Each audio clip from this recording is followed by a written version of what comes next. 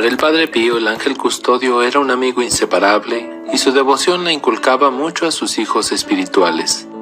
Él mismo se beneficiaba de la presencia de este ángel que le hacía muchos favores. A su ángel lo llamaba en las cartas con diferentes nombres: Angelito, buen angelito, celeste personaje, inseparable compañero, insigne guerrero, el buen ángel custodio, benéfico ángel, mensajero celeste, como un hermano, como un amigo, como un familiar, buen secretario, pequeño compañero de mi infancia. Entre sus oficios estaba el de traductor, pues el Padre Pío conocía lenguas extranjeras sin haberlas estudiado. No había estudiado ni francés ni griego y las entendía, escribiendo incluso en francés. A la pregunta del Padre Agustín de quién le había enseñado francés, el Padre Pío le respondió: si la misión del ángel custodio es grande, la del mío es más grande aún, ya que debe hacer de maestro, explicándome otras lenguas.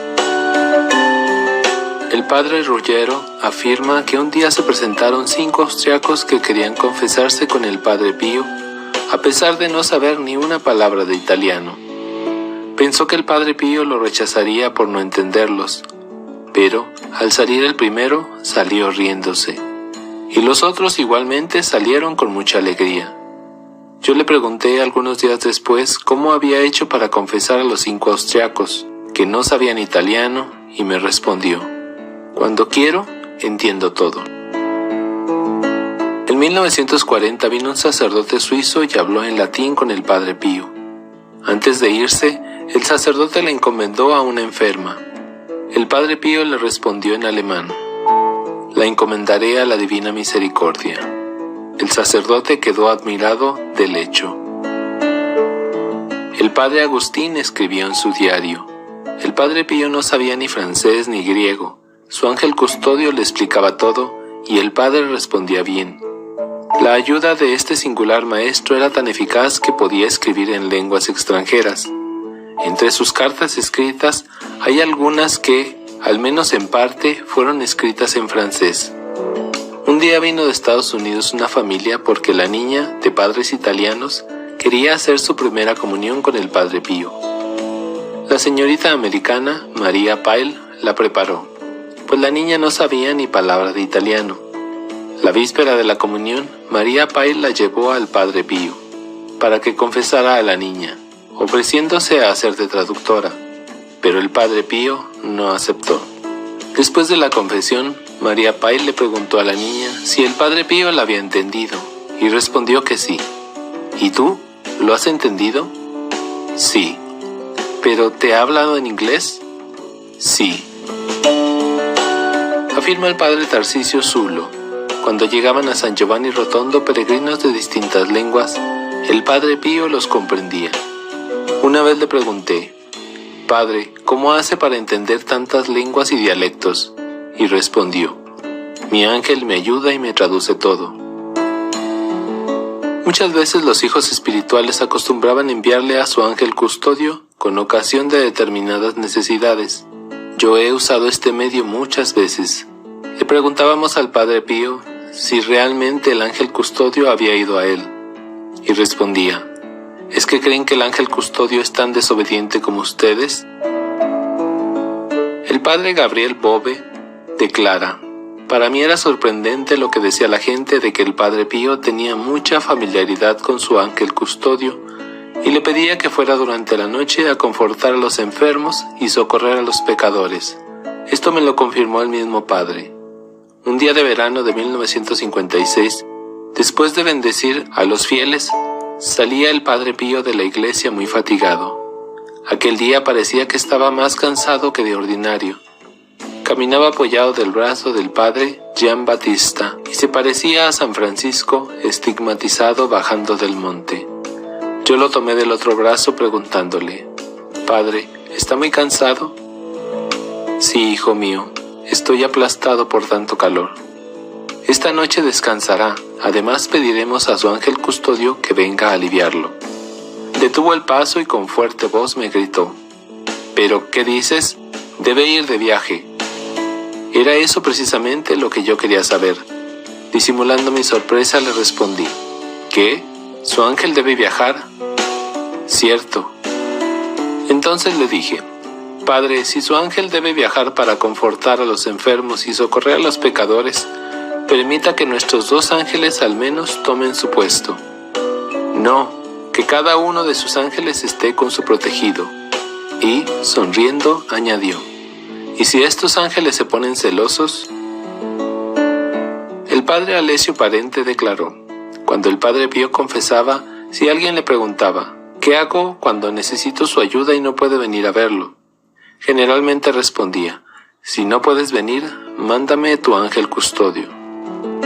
Un día estaba en la terraza con él, le pedí un consejo para una persona y me respondió: déjame en paz, ¿no ves que estoy ocupado? Yo me callé, pero lo veía rezar el rosario y no me parecía demasiada ocupación. Pero él añadió: ¿no has visto todos estos ángeles custodios de mis hijos espirituales que van y vienen?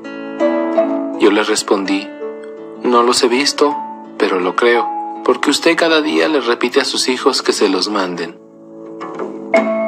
En 1965 yo pasaba parte de la noche acompañando al Padre Pío y por la mañana debía acompañarlo hasta el altar.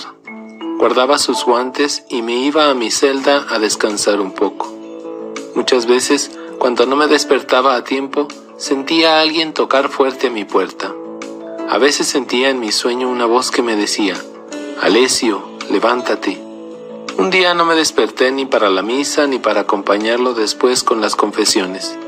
Despertado por otros hermanos, fui a la celda del Padre Pío y le dije: discúlpeme, padre, pero no me he despertado. Y me respondió: ¿tú crees que voy a mandarte siempre a mi ángel custodio a despertarte? El mismo padre Alessio Parente relata: una mañana al dar la comunión se terminaron las hostias de mi copón. Cuando lo estaba purificando, del lado derecho de mi espalda vi una hostia que, como una flecha, fue a meterse en el copón. Después de las confesiones fui a la celda del Padre Pío y le conté el hecho. Y el Padre Pío, en tono severo, me dijo: agradece a tu ángel custodio que no te ha hecho caer a tierra a Jesús. Aprende que la comunión se distribuye con amor y reverencia.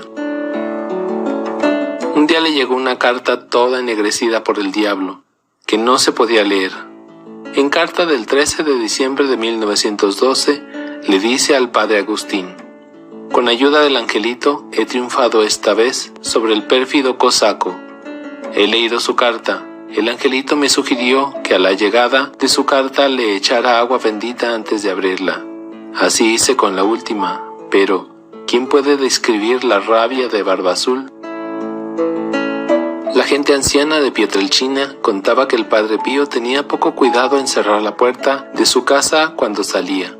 A quien le reprendía por ello, decía: hay un ángel que me cuida la casa. La señora Pía Garela manifestó que en 1945, poco después de terminada la guerra, el 20 de septiembre, se hallaba en el campo a unos kilómetros de Turín y deseó enviarle al Padre Pío un telegrama de felicitación por el aniversario de sus llagas, pero no encontró a nadie que se lo pudiese enviar por estar en el campo. De pronto se acordó de la recomendación del Padre Pío: cuando tengas necesidad, mándame a tu ángel. Entonces se recogió unos momentos y le pidió a su ángel que le diera personalmente la felicitación. A los pocos días recibió una carta de una amiga de San Giovanni Rotondo, Rosinella Placentino, en la que le informaba que el Padre Pío le había dicho: escribe a la señora Garela y dile que le doy las gracias por la felicitación espiritual que me ha mandado.